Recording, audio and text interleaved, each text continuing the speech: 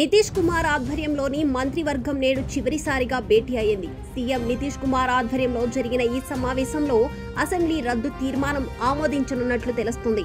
అనంతరం నితీష్ కుమార్ తన సీఎం పదవికి రాజీనామా చేసి రాజీనామా పత్రాన్ని గవర్నర్ ఆరిఫ్ మహ్మద్ ఖాన్ కు సమర్పించారు.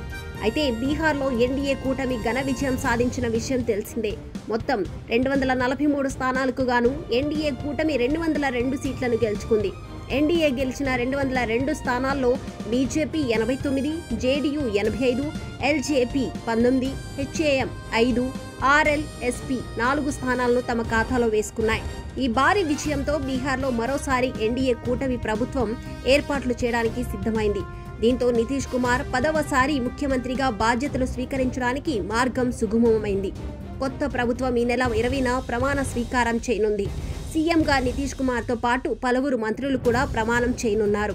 పాట్నాలోని చారిత్రక గాంధీ మైదాన్ ఈ వేడుకకు వేదిక కాబోతుంది. ప్రధాన అతిథిగా ప్రధాని నరేంద్ర మోదీ హాజరవుతారు.